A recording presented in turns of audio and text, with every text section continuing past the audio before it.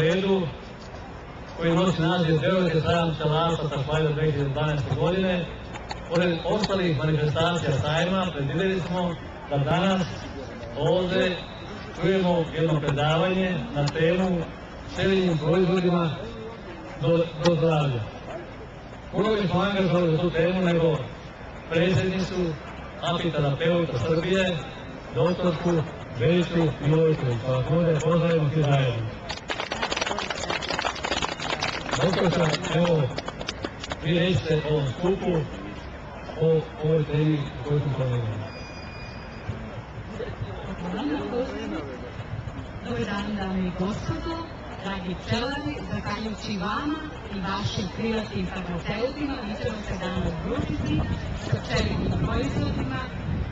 Usput da saznamo kako možemo svojim korišćenjem pčelinjih proizvoda u preventivne svrhe da unapredimo svoje zdravlje ili tamo gde je zdravlje već pokretnulo da uz pčelinje proizvode popravimo, znači uspostavimo tu harmoniju, odnosno ravnotežu.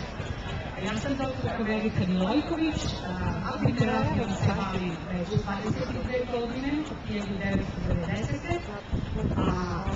Po specijalisti sam doktor specijalista opšte medicine, odnosno bih prvo rekla zašto se jedan doktor pre 22 godine odlučio da se bavi apiterapijom. Linije manjeg otpora uvek čovjek počinje da koristi neke proizvode kada u medicini ne može da nađe rješenje. Tako sam i ja, zahvaljujući korišćenju propolisa, od 1990. godine u mojoj porodici našla zdravlje, a deci čije zdravlje bilo je kompletno, znači da nije bilo propolisa, ne znam kako bi se sve odvijalo od tih ovih godina.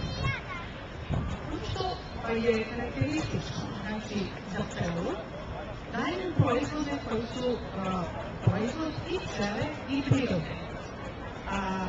Tu se ubraja propolis, ubraja se sveti prahni polen, što nije pravi proizvod pčele, ali za ortopeda pčelinji proizvod.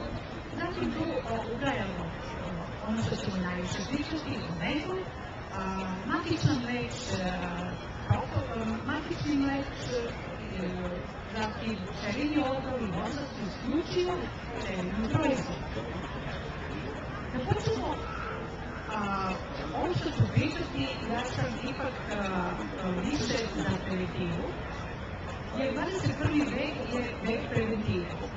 Ali u većina ovog izlaganja odnosit će se na korišćenje pčelinjih proizvoda u preventivne svrhe, a to je nauka koja se bavi, zove se apiprofilaksa, za razliku od apiterapije koja predstavlja naučnu disciplinu, spoj oficijelne medicine i naučno dokazanih iskustava o lekovitnim svojstvima pčelinjih proizvoda.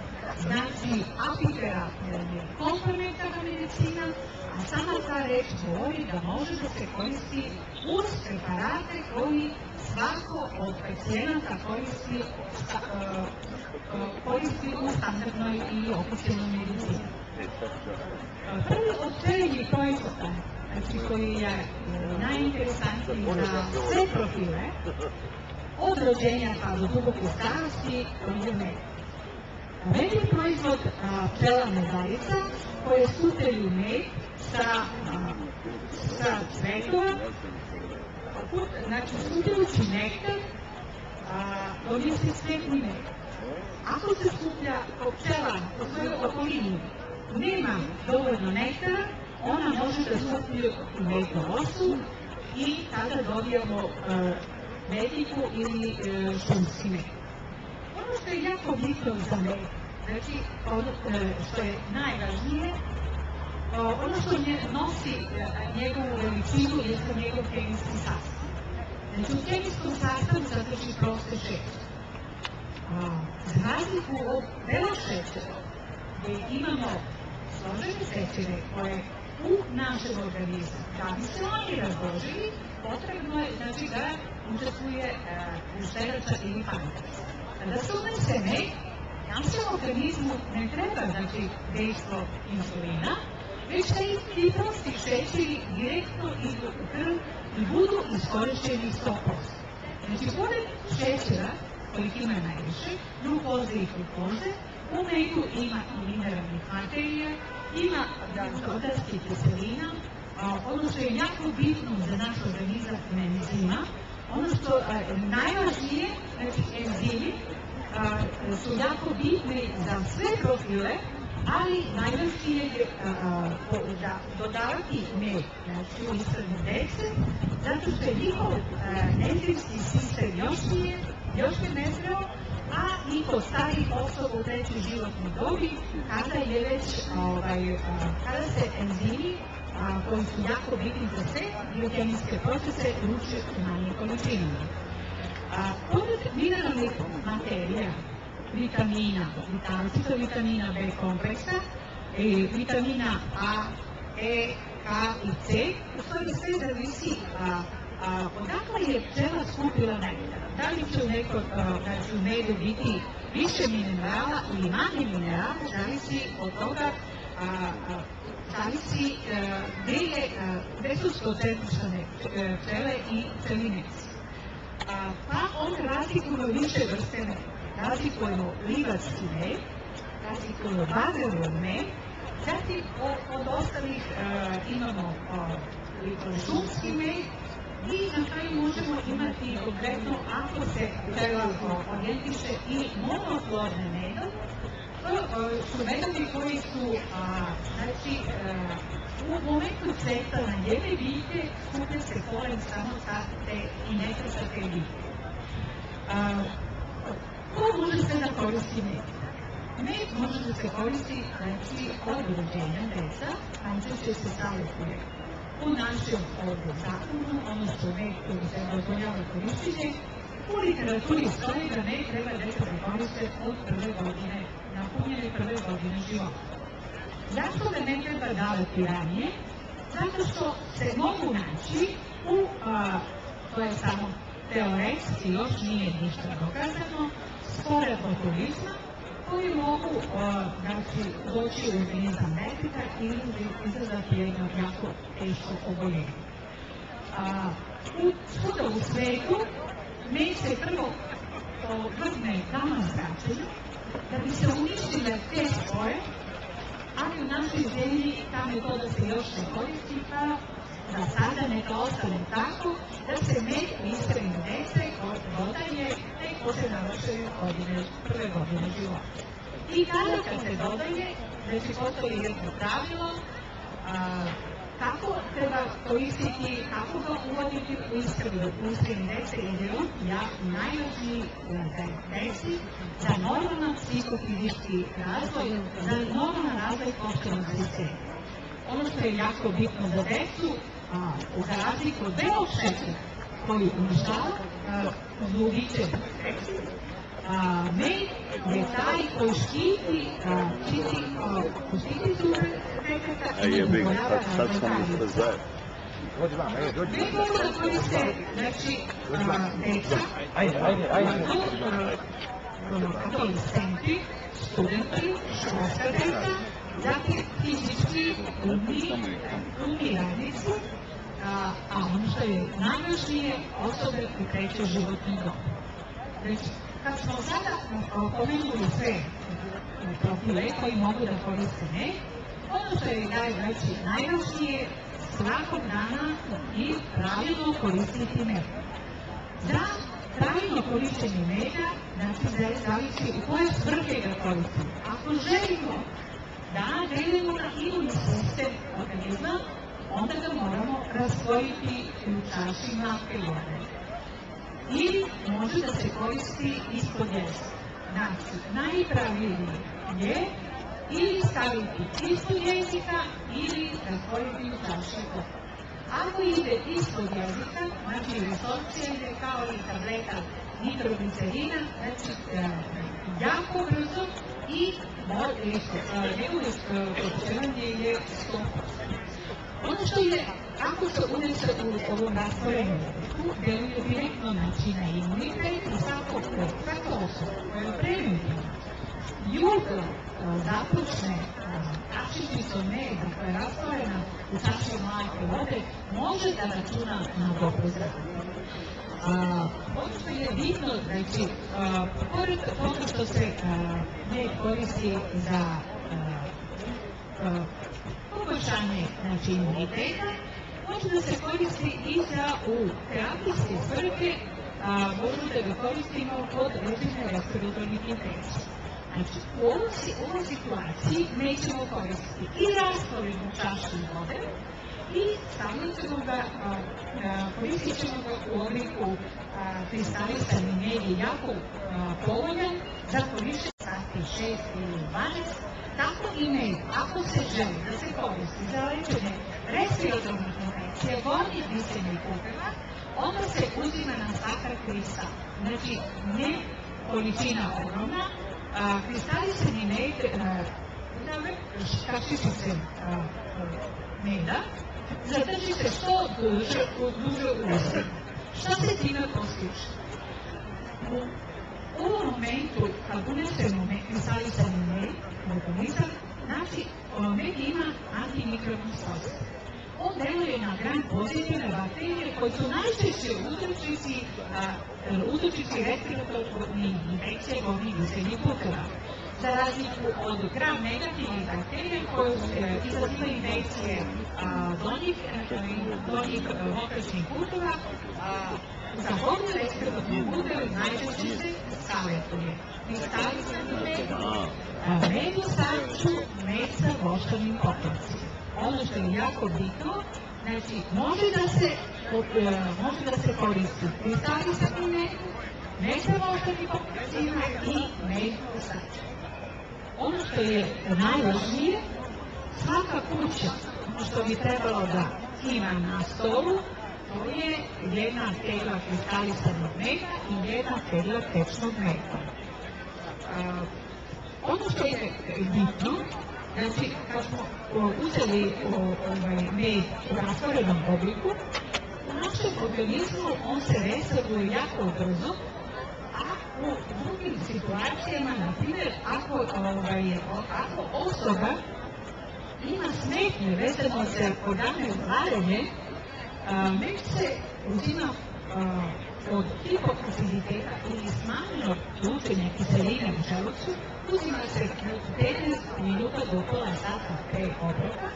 Ako ima povećano lučenje kiseline, uzima se isto u rastvorenom stanju i 2 sata posle obroka. Nikako po brojem 1 podvlačim pravilno, nikako ne uzimati kašikom ili progutati, posle toga popiti vodu. To je najbolji način uzimanja meda iz tih razloga što med ima veliku specifičnu težinu, padne na dno želuca, izaziva sekreciju i lučenje kiseline, a većina ljudi kojima savjetujemo korišćenje meda, ako polako koriste, kad ja sam alergičan meda, nije to alergija, nego nepravilno korišćenje meda. Može samim tim da zbole gastritisku žalost, zapaljenje sluzupkosti, ili da raskoriti, ili da staviti kod veze. Znači, to što se tiče uzimanja meda o tome. Svaka boljka ima svoju vrstu meda. Za osobe koje boluju od anemije ili malokrvnosti, koriste se tamne vrste meda. Znači, to je pravilo koje važi kada je tamna boja meda zabega lice. U tamnom medu, poljski, livarski, ima više gvožđa. Ima mangana, ima pobolka, folne kiseline, a to su svi faktori koji utječu na sazrevanje krvnih žila. Znači, kod anemija dajemo tamnu vrstu meda. Kod infekcija, kod oštećenja sluzokože želuca dajemo najčešće savjetujemo bagrovo med.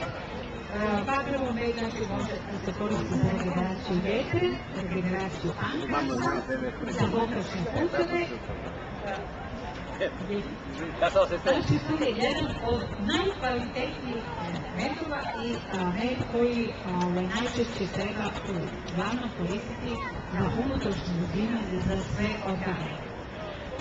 Ono što je jako bitno kod osoba koje imaju neke alergijske promjene, vezano tipa alergijskih promjena na koži, alergijskih promjena u vodnim disanim putovima, naročito to kad počinje proleće, pa počinje ono cvetanje.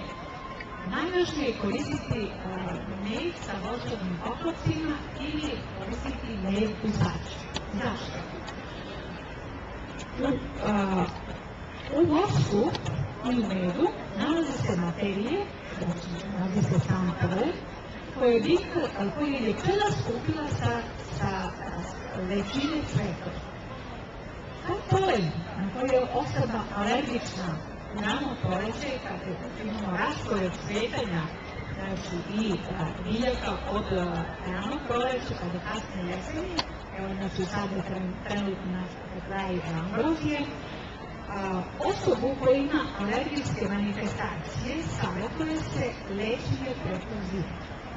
Takva osoba treba da počne pripremu za uzimanje ovih proizvoda. I meda sa većom voćkovim oklopcima i da medu u saču negdje od decembra meseca, pa ceo decembra, januar do februar, da se to koristi da se izvrši priprema za cvetanje u proleće. Osoba koja adekvatno koristi voćak koji se nalazi zajedno sa voćkovim oklopcima i medom, takva osoba, ako pravilno se pripremi na proleće kod većine osoba, što je i doktor Davis u svojoj knjizi iznao, može imati alergijske reakcije manje intenziteta, ako se ta priprema obavlja više godina, to nekih osoba sasvim posle 2-3 godine izostane efekat alergije na cvetanje u proleće. Znači, kod polenske kijelice najvažnije koristiti ove proizvode. Koristiti u zimskim mjesecima, pripremiti organizam za proleće. Pored toga što možemo da koristimo za polenske kijelice, kod respiratornih infekcija, to što sam napomenula, mi koristimo i kod oboljenja jetre, znači jako je važno da se koristi, kako ćemo vidjeti da jako bitno koristite pored meda i kombinaciju cvetnog praha i matičnog mleka i propolisa za regeneraciju jetre. Znači jetra se fantastično regeneriše uz primjenu sva 3 proizvoda. Da li će se ti proizvodi zajedno naći u istom jednom preparatu ili će se koristiti odvojno, to ćemo kasnije objasniti. Ono što je jako bitno, ja sam prošle godine prezentovana u radu Nemačkoj, gdje sam sa čeličnim proizvodima, odnosno konkretno medom i cvetnim prahom, za 10 dana regenerisala jetru koja je oštećena virusom. Mi znamo kad virus prođe kod organizam, ono ostavi pustoš. Ono što je najčešće, uvijek se to desi, znači jetra ta koja reaguje najčešće, to se vidi kroz nalaz transaminaze i drugih enzima koji se nalaze u krvi. Za regeneraciju jetre, za regeneraciju pankreasa, kod akutne upale, kod kronične upale, pogotovo je ako je u pitanju akutna upala pankreasa, kada je osobi zabranjeno da unosi hranu, znači direktni trak, samo rastvor meda donosi fantastične rezultate. Pratila sam osobu kod kojih je došlo do oštećenja jetre i oštećenja pankreasa kod uzubiranja velikih količina alkohola. Ili mogu da bude to i manje količina alkohola, ali je da jedan drugi vremenski period. Ono što znači sam postigla na samo 15 dana, rezultati su to pokazali u mom radu koji je prezentovan, regeneracija jetre i enzima koja luči pankreas je išla samo za 15 dana od momenta kad su upućeni preparati, a pacijente otpuštaju sa niške klinike bez terapije. I bilo mu zabranjeno bilo šta uzima, plašio se da uzme kaškog meda. Kada je popio prvi, mislio da će to da povrati, jer organizam ne prihvata ništa, osim ako kupaju pankrase, znači samo infuzija. Polako je dozirao raspoj meda, 2-3 dana, posle toga smo uključili druge krelinje proizvode, on se, znači organizam i pankreas je vratio svoje normale, odnosno koncentracije enzima u krvi i u mokraći za mjesec dana. I mokraćni putevi, i vešika, bubrezi, fantastično reaguju na uzimanje meda. Pored toga što pored meda, jedan od proizvoda koji je jako bitan i koji se koristi u masovno koristi danas, jer o proporisu antibiotiku 21. veka danas je priča mnogo. Slučajte svuda i u časopisima, i na televiziji, i svuda u medijima prisutan proporis. Znači, pored meda, jedan od antibiotika koji može da se koristi u preventivnoj svrhi je proporis. Ta slasta materija koju pčela sakuplja i on služi kao gradivni materijal i za sterilizaciju košnice, jako je bitan i za čovječji organizam. Propolis deluje na bakterije, deluje kako na pozitivno i kako da negativno. Pošto je apoterapija komplementarna medicina, vi zajedno možete sa bilo kojim preparatom koji propiše vaš doktor da koristite paralelno uz oficijalni antibiotik, da koristite i propolis. U takvoj situaciji, znači propolis, ono što je jako bitno ja mojim pacijentima koji su na antibiotike terapiji savjetujem da koriste probiotik. A pacijentima koji su na antiterapiji, ja kažem da koriste probiotik. Propolis je probiotik. On štiti uzokoženu debelog tela od dejstva glavnog antibiotika. Pored toga što štiti uzokoženu debelog tela, on u isto vreme i potencira dejstvo glavnog antibiotika. Na kraju je ono najvažnije, nije toksičan za naš organizam. I nema, za razliku od nekih antibiotika, na koje se već stekla rezistencija, na propolis nema rezistencija. Najbolje ga je koristiti, znači, bilo, kako sad u toku dana imamo temperaturne variacije, a vidio sam po grupi pacijenata koji svaki dana dolaze, već su počele respiratorne infekcije. Najbolje je preventivno uzeti svakog jutra kristalisani med i na kristalisanom medu na 5 do 10 kapi propolis. To vam je preventiva za ceo dan, prvo što ste u ustima uništili svu onu patogenu floru koja je trenutno prisutna, a drugo, to se resurguje i ulazi u organizam, deluje na naše leukocite koje su naša vojska. Propolis, pored toga što deluje na bakterije, deluje i na viruse. Znači, ima grupa virusa koja su jako osjetljiva na propolis i se savjetuje korišćenje propolisa i kod bakterijskih i kod virusnih infekcija. Zatim se savjetuje kod osoba koje i u propolisu ima gvožđe i on se savjetuje kod njegove primjena kod osoba koje su na oporu. Zatim njegovo koristiti kod osoba koje imaju porušen kardioploz. Kod osoba koje imaju smetnje sa srcem, kod osoba koje imaju porušene vrednosti kolesterola i triglicerida u krvi. Znači, naučne studije su dokazale da korišćenjem propolisa, znači te vrednosti se smanjuju za vrlo kratko vreme, znači zna se da jedan preparat, bilo da je oficijalni sa korišćenjem snižavanja masnoća ili da se koristi propolis, mora najmanje kontinuirano da se uzime 2 do 3 mjeseca. Znači, svakako uzimanje za takav vremenski period mjesec, dva, to neće dati, jedan preparat neće dati duže starenje. Pored toga što se koristi za snižavanje pritiska, njega možemo koristiti i pored toga što je preventiva, koristimo i u terapijske svrhe, kako ga najčešće savjetuje. Za djecu postoji vodeni rastvor propolisa. Znači, djeci ne smijemo davati alkoholni rastvor propolisa. Ono što na svakom propolisu piše, kada kupite bilo veliko djeci, kaže na postiče se. Nema potreba da se koristi kostu šećera, moramo da zaboravimo to belo, taj beli otrov, kostu šećera moramo zaboraviti. Kristalisani med, ako ništa nekoliko kapi u sokiću, za decu ili za odraslu čašu limonade, znači jedino po taj način možemo delovati na organizam na pravilan način.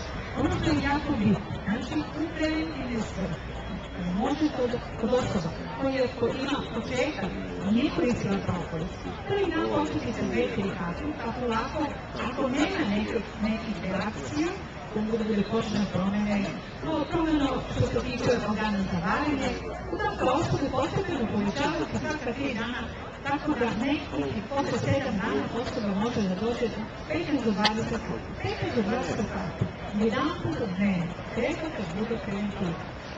Jedna kapena kašika meda, rastvorena u čaši mačje vode i 15 do 20 kapi, to treba, sa tim treba započeti jutro. Kod djece, pored toga što imamo razvodeni rastvor, u apotekama imate za djecu koja ne mogu da ukus, koriste se tablete. Tableta za odrasle i tablete za djecu. Takav propolis isto se daje djeci na svaki kristal. Znači, mora da se zna pravilno doziranje da bi se postiglo da propolis i bilo koji od ovih celih proizvoda koji ima antimikrobno dejstvo na naš organizam da se pravilno koristi na određeno vreme. Osobe koje imaju neke zdravstveni poremećaj, znači to su doze koje 20 kapi, to je sad malo i koriste se veće, znači uglavnom 20, u trgovini može se naći 10%, 20 ili 30%. 30% je retko koji od apoterapeuta savjetuje, najčešće se savjetuje 20% alkoholni ekster. Ali ono što je jako bitno za pčelare, kada se rastvara taj propolis, nije svejedno koju ćete koncentraciju kupiti. Za pčelare je jako bitno kako je skupljao taj propolis, kako ga je rastvarao, u kom alkoholu ga rastvarao. Ono što je studije pokazale i ispitivanja da se propolis najčešće rastvara u 80% alkohola. Znači, veća koncentracija alkohola ne dozvoljava da se pojedina materije u propolisu rastvore. I jako je bitno, znači sve zavisi od čistoće propolisa koji će u koncentraciju dodati alkoholu. Propolis koji je skupljen na mrežici, on je čistiji i u takvoj situaciji znači rastvorit će se neki 80%. A propolis skupljen na onda što se klasično kreve sa u takvoj situaciji, znači on će se teže se razvati u manji koncentraciji i kada se dodaje rastvor, da bi se pravilo, na primjer, 10% rastvor, vi morate dodati duplu količinu 20 grama zbog tih nečistoća koji se nalaze u propolisu. Jedan od proizvoda, znači za propolis je jako bitan, nije toksičan i on je termostabilan. Možete ga staviti u vreća, za razliku od mleka i cvetnog praha, njega možete staviti u vreću. A jedan od proizvoda koji danas zauzima veliku pažnju, koji i zbog njegove cene, a i zbog njegove izuzetne ljekovitosti, jeste matični meč. Matični meč, prirodni biostimulator bioregenerator i imunomodulator.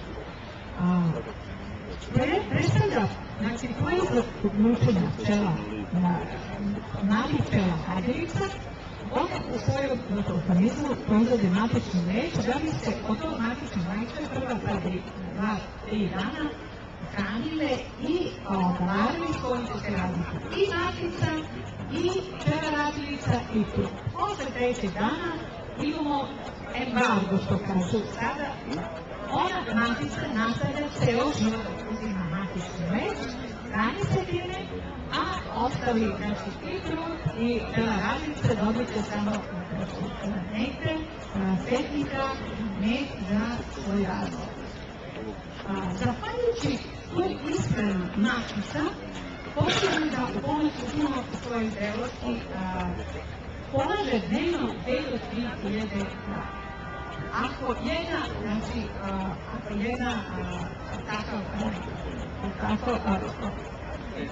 rekao bih živo biće, posjeduje takvu energiju da dnevno polaže 2 do 3 hiljade jaja, što prevazilazi njenu težinu, onda tako biće treba poštovati.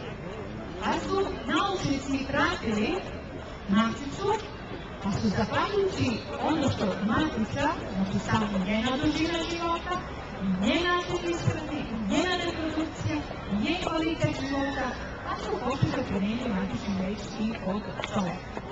To su studije pokazale da matični meč, znači ono što je najvažnije, sadrži bioantiline, u manjoj meri ugljene hidrate, ima masti, najvažnije esencijalne aminokiseline, od kojih, znači, i najbogatije, znači nezasićene masne kiseline, od kojih se sada najviše priča, znači uzimati omega-3, omega-6, to možete sve uzimati kroz pčelinje proizvode.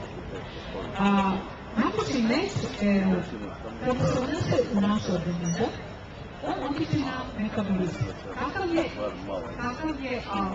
Kakvu energiju dobija matica, takvu i energiju dobija čovjek. I zato se savjetuje osoba kao rekovalescentima ne bi zbog hormonskog sastava ne bi savjetovala decu. Ja vidim ovdje da ima na štandovima da se savjetuju deci da se koristi matični meč. Nažalost, ja kao doktor sa 31 godinu radnog staža deci ne bi davala hormonske preparate. Odvojite bočice gdje je samo med, može i svetli kakvi med, ali kombinacija da se u tebi koji se savjetuje za korišćenje detetu, da se savjetuje matični meč nemoćeno i onako to malo dete kroz unošenje piletine, unošenje teletine i drugih proizvoda koji su puni antibiotika.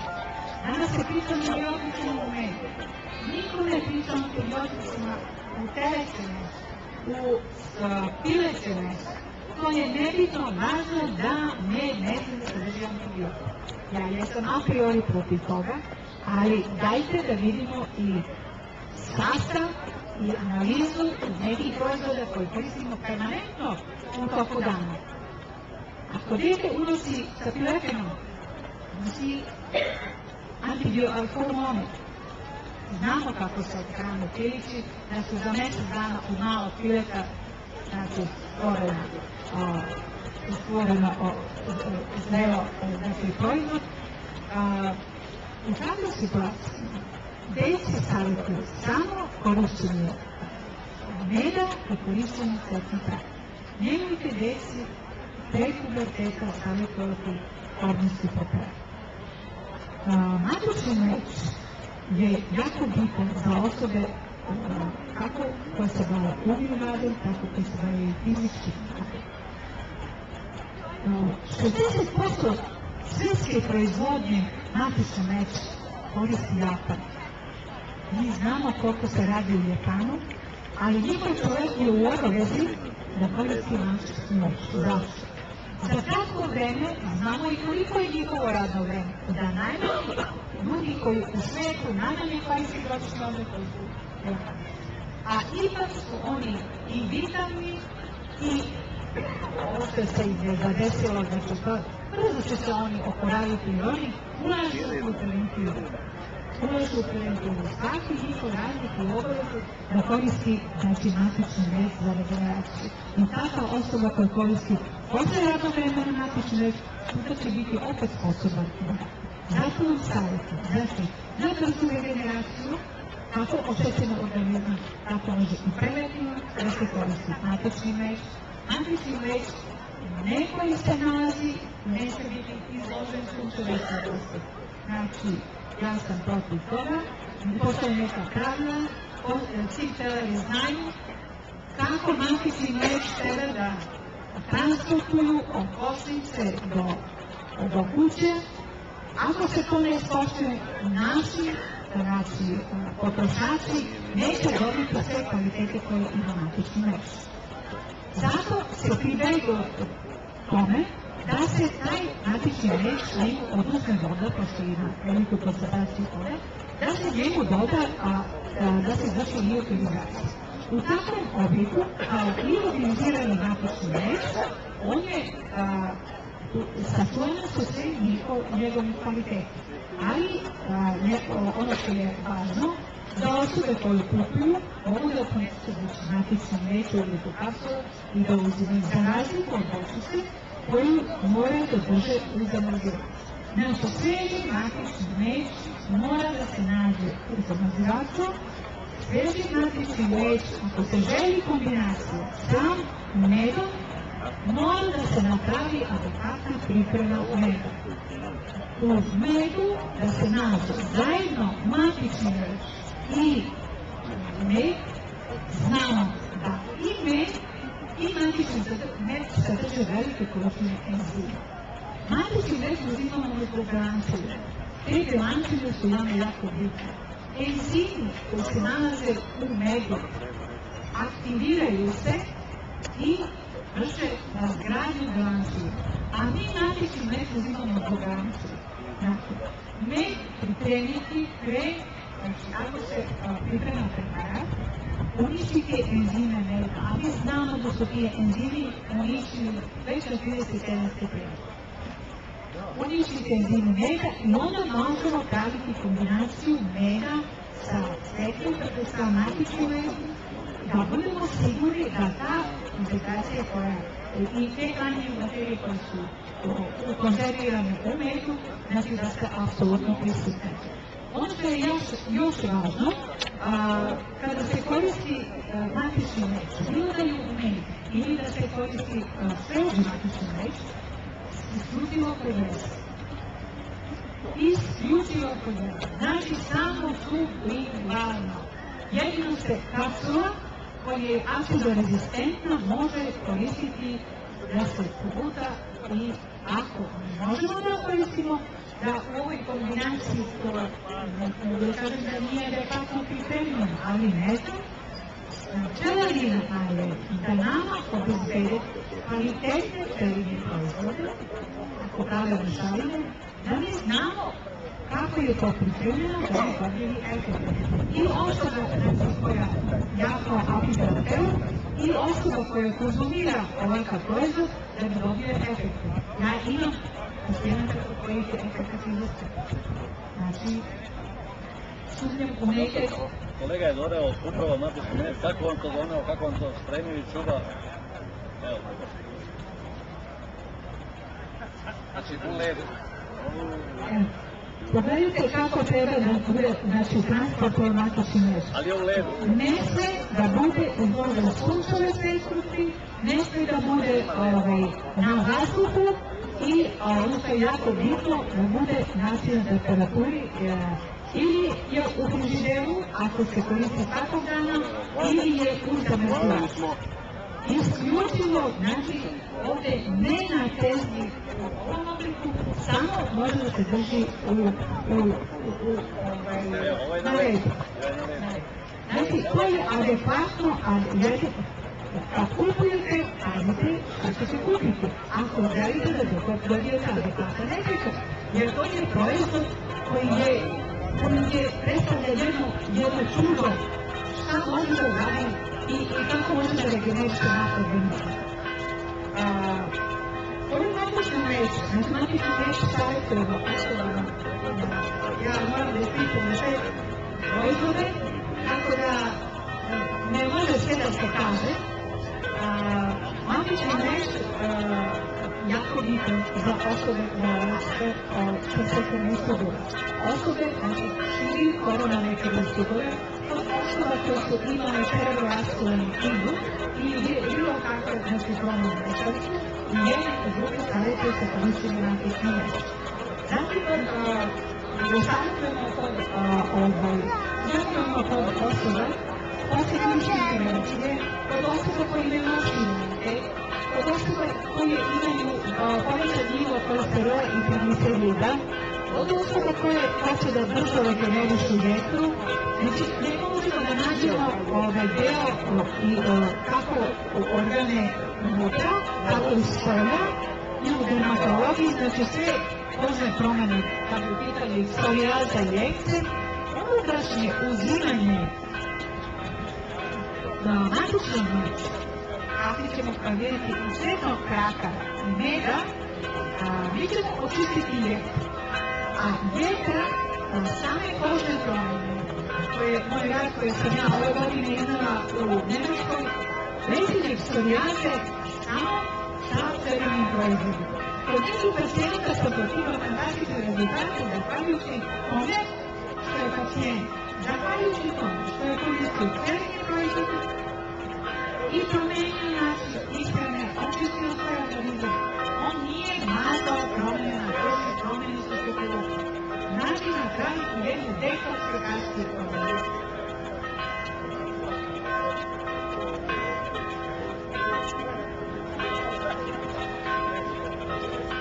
Prvo matične mreže, jako bitno napomenem i korištenje svetnog praška. Svetni prašak, znači to je jedno malo citrusno zrno, sadrži sve ono što je nama potrebno u životu. Znači, samo ne uzvrsti košti svetni prašak i ne morate gledati ovdje da uzimate.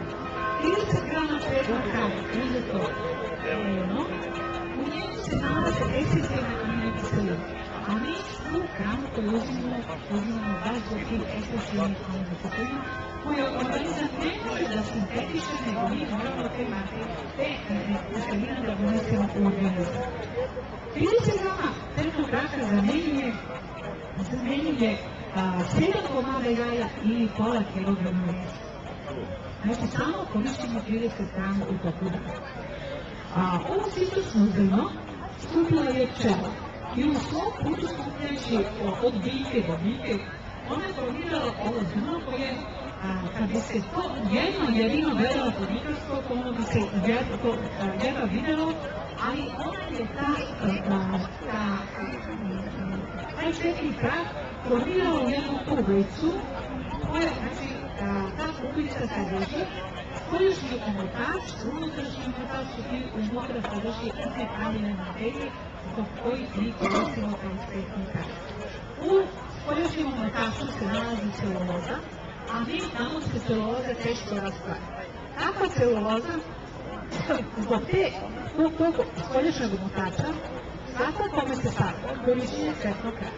Stavite se da se on rastvara 8 sati pre konzumiranja, odnosno uvijek se naprave, ako se savjetuje jedna doza, onda se stavi jedna čaša sa jednom protivnom prašikom ovog svetnog praha, ako se savjetuje o nekih situacija gdje odlučenje prostate kod muškaraca gdje je potrebno uzimati 3 doze, znači napunje se 3 čaše sa malom količinom vode i ostavi se preko noća da fermentira. Toga, znači, može pored vode da se doda i kaplena kašica kiselog mlijeka i kaplena kašica mlijeka.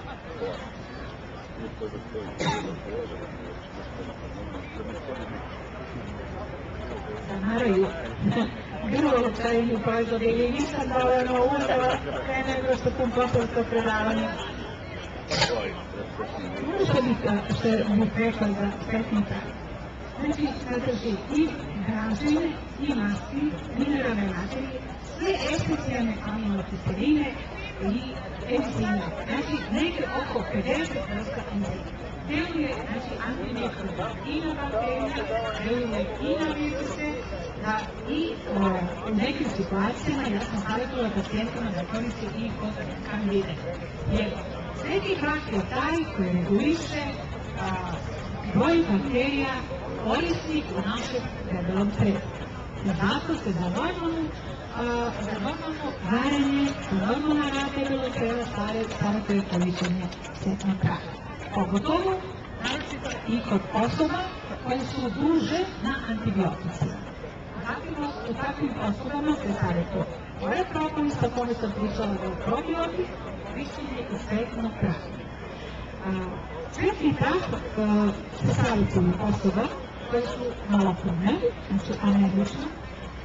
Kad se kupuje, sve zavisi od dijagnoze za koju se savjetuje koja vrsta svetnog praha. Ali ovako, kad se kupuju, važno je uzimati što više ugljica da budu šarene. To znači da je ta pčela išla od sveta na svet i skupila sa različitih vrsta, znači svetnog praha. Ako se savjetuje deci, savjetuje se kod malokrvnosti. Znači, isto se rastvara u vodi ili pri tome se doda nekoliko kapi limuna ili kapi soka. Da bi bilo ukusnije, obavezno se uzima na prazan želudac. Bilo koji pčelinji proizvod mora da se uzima na prazan želudac. Znači, to je jako bitno, jedino tako taj rastvor u tom obliku brzo prolazi kroz želudac. A to je nama najbitnije da što pre taj sadržaj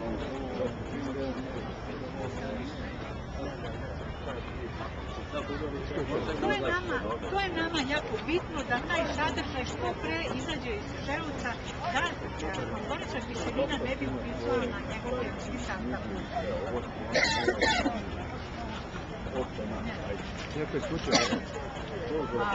Ono što je jako bitno, znači, savjetujem muškarcima posle 4. godine, oko 40. godine, obavezno koristiti. Samim tim, svetni prah će da deluje i na koronarne krvne sudove, delovaće i na krvne sudove mozga, delovaće na crevnu floru u organima varednih, delovaće kod povećanja plođa, a ono što je najbitnije, delovaće na samu prostatu. Ali kada se postavi dijagnoza da je veliko povećanje prostate. Od drugih oblika povećanja prostate, znači pre postavljene dijagnoze ne bi trebalo da se koristi. Šta je tu? A struja i mesla, dakle, odsko kolega da tamo popravi sljedeću uvjeru. Hvala. Šta je to u svetnom prahu što fantastično deluje na prostatu? U svetnom prahu se nalazi enzim koji blokira dejstvo enzima, koji vrši razgradnju testosterona, muškog polnog hormona, gdje se stvara dihidrotestosteron koji izaziva uvećanje prostate. Znači, ako se unosi svetni prah, a vi imate samo na televiziji reklamu za komprostu, a šta je komprosta nego svetni prah iz Kine? A bolje da ga koristimo sa naših terena, nego da ga koristimo i od onih biljaka na koje alergene mi nismo naviknuti. Važno je da se uzima, znači rastvara mora najmanje 8 sati da bude rastvoren, da bi se fermentirao i jedino tako može da se koristi, da bi se od svih njegovih efekti koji se nalaze u stroni, zbog kojih mi uzimamo svetni prah, mogli da se iskoriste. 3 puta dnevno za muškarce koji imaju benignu hipertrofiju prostate, znači to je neka količina koja prelazi, znači više od 20 grama dnevno. Ovo toga, jedan od pčelinjih proizvoda koji se manje koristi, a manje se koristi zato što je malo skuplji, je pergam. Perga je pčelinji proizvod, pčela je cvetni prah unijela u košnicu i obradila ga. To su još tajne koje čovjek ne može da pronikne u tome šta je ona uradila sa tim cvetnim prahom. Kojim redom je ona to slagala i dodavala i gljivice i bakterije i napravila taj fantastičan proizvod koji je mnogo puta efikasniji i lekovitiji od cvetnog praha, ali je zato skuplji, ako je znači rekuti, prosto se uzima manja količina, 3 puta manja količina. Znači ako imperativno uzimamo 15 grama dnevno cvetnog praha, onda treba uzimati do 5 grama, isključivo ona je termolabilna, znači ne se tehnički da se obrađuje i stavlja se kod jesti. Znači perga ide kod jesti, kao i matični mreć. Ono što bi još napomenula, znači rekla sam da je lekoviti, da je ima više bogatiji od cvetnog praha i zato ga treba koristiti u manje količini. Od ovih svih proizvoda koje još ovdje imamo, mi smo pričali... Kad smo pričali o medu sa voćanim poklicima, važno je napomenuti vosak. Vosak je čist pčelinji proizvod. Pčeli služi za gradivni materijal za izradu voćisače, ali taj vosak se koristi od nas u medicini, tako i u medicini, tako i u kozmetici. Njegova karakteristika da veže veliku količinu toplote i zato se savjetuje njegovo korišćenje znači kod reumatskih problema. Zatim može da se nađe da se koristi kao inhalacija. Inhalacija sa propolisom ili inhalacija sa voskom i propolisom. Uvodimo kupatilo, zagreva se vosak i propolis i taj pare se udišu. Znači i jedan i drugi imaju antibiotrodno dejstvo. Zato što se vosak, rekla sam se, nalazi efekat njegove kolestrofijencije. Znači ostalo što se koristi u medicini, da se koristi se u čisto njegov topovan. Ja vas ovo molim sve zajedno. Mi smo direktno uključeni u prvi program Radio Beograd. Za Radio Beograd, za doktorka Milojkovića, nešto reći o samo o meri. Koje meri je meri, koristan prilično meri? I vrlo kratko. Za ljudski organizam koristan je bilo koja vrsta meda, da li je to ribarski med, da li je to cvetni, recimo šumski med, zavisi od osobe koja ga uzma. Kod mladih osoba se savjetuje korištenje ribarskog meda, kod odraslih i starijih koji imaju anemiju, koristi se ribarski, poljski, šumski, izuzetno kod osoba koje imaju manje vožđe u organizmu, koristi se med mezika. Ono što je jako bitno, u preventivne svrhe treba uzimati med svakoga dana. Jutro treba započeti kašičicu meda, rastvoreno u čaši mlake vode, a zatim posle toga uzimati kafu i bilo koje druge napitke. Dati organizmu ujutru infuziju. Infuzija je jedna kašičica meda preventivno svakog jutra. Evo, hvala doktorci. Evo, ja sam sve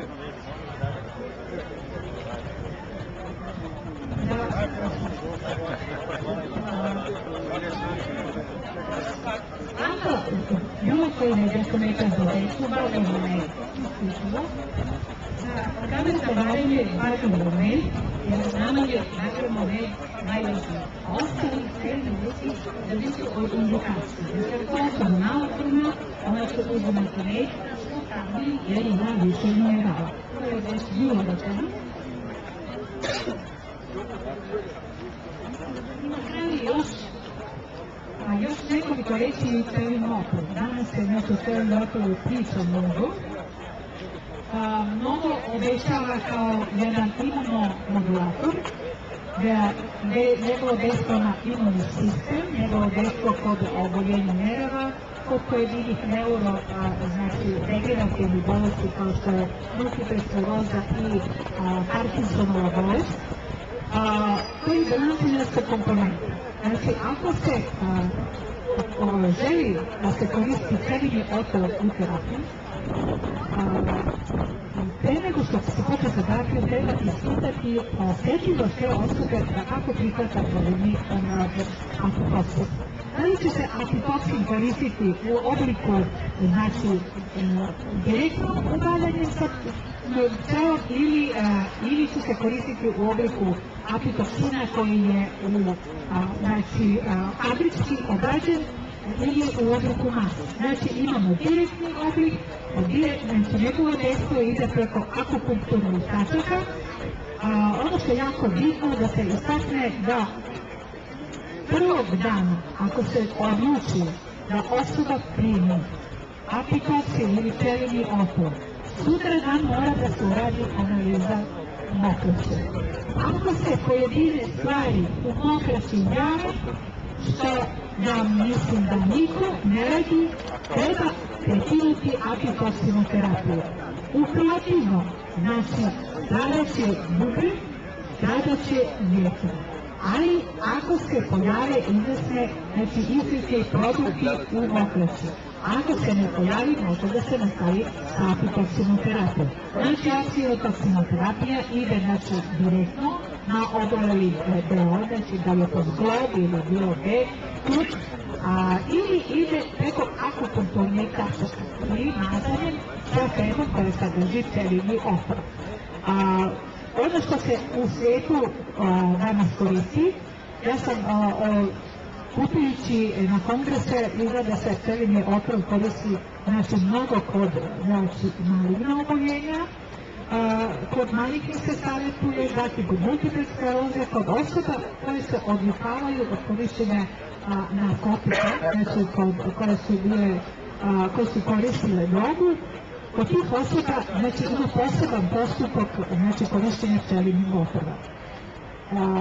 Budite, to važno za pčelarke, budite malo oprezniji sa celjnim otrovom, jer pojedine osobe su uz nestručno korišćenje dobile diabetes mellitus, a mi znamo da ono što je jako bitno, kada su upisali celjni otrov, bilo da deluje na hipofizu, hipofiza deluje na nadkodražnu žlezu, nadkodražna žleza načešća uči, a to direktno deluje na pankreas i ostale organe. Antitoksinoterapija daje fantastične rezultate, ali treba raditi stručno. Ako imate kakva pitanja, ovo je bilo ad hoc, kratko je vreme da biste pomenuli svi celjni proizvod, da biste sve rekli o celjni proizvod, a ja mislim da ono najvažnije. Svako jutro započnite dan sa kašičicom mjere rastvorenom u čaši vode. Dajte vašem organizmu infuziju. Super si rekla. Hvala, gledajte, ali opet razgledajte još rampa da čujemo ta pitanja koja imamo. Mislim, prvo gledajte da šećer bolesti. Evo, da čujemo bolesti. Diabetes mellitus ili šećerne bolesti, znači može da se koristi. Savjetuje se i propolis, i cvetni prah, i matični meč, i med. Med, isključivo bagrov med, i to količina ne više od 30 grama. Bez obzira na koju terapiju pacijent ima. Na račun toga koliko je kalorija uneo, smanjuje se neka namirnica za koliki broj kalorija, za koliko je uneo ugljenih hidrata. Od osoba koje uzimaju med, ima diabetes mellitus, proces, znači, povećanja šećera nije isti kao što se uzme šećer koji veli kristalni otovni šećer. Monošećer je šećer i voda ide u krv, ali ta njegova koncentracija nije velika u odnosu na koncentraciju kada se unese beli šećer, gde se vrši razgradnja i aktivira se pankreas na ručenje insulina. U ovoj situaciji, znači, Savjetuje se bagremo ne, jer on sadrži više fruktoze. Fruktoza je ta na koju ne utiče, znači insulin, ne želije, nego se ona deponuje u lijeku. U lijeki se deponuje u glikoglukogenu. I zato kako nemamo te velike temperature, te velike varijacije šećera nakon unošenja meda.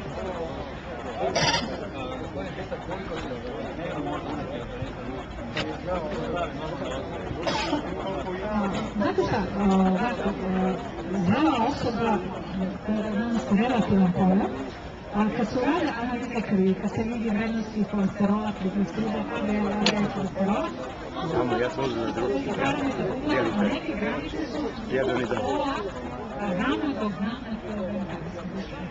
Kolega je pitao samo koliko se meda može uzeti kod zdrave osobe organizam dnevno. Od 1 grama, ali to sve uz savjet apiterapeuta.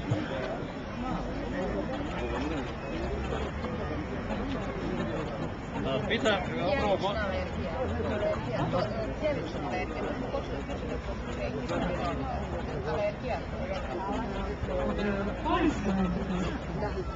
Poljska alergija, rekli sam da se organizam u toku zime mora da priprema za proljeće. Priprema počinje već u 5. mjesecu, nekada može u novembru, nekada dođe proljeće ranije nego što planiramo. Prije nego što počne sretanje, treba da se završi terapija, korištenjem meda pod ostalim oblicima ili meda Znači, koje je posebna jedna šina, koju je dao dr. Džeris i u toj šini, znači, koliko prve nedelje pacijent treba da uzima,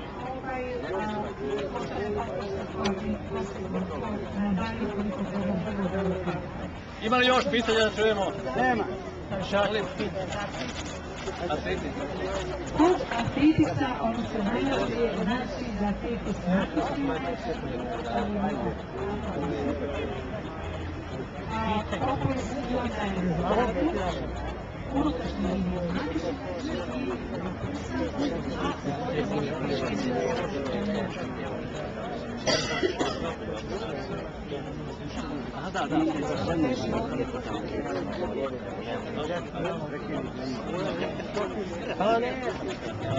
Pitanje, ima li neke literature koje može biti zabeležene da bi možda tu preventivo ovo na kojem se govorili?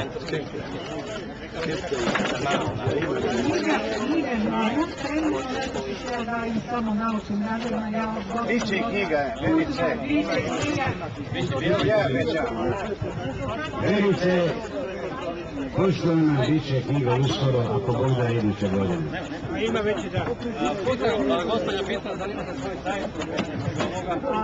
Moje radio je sve pisano, možete naći na sajtu Ljubavno, kako su vodite neke, godine, kako se i što se radi ako dete da reaguje, mama, onda imate vereće i neka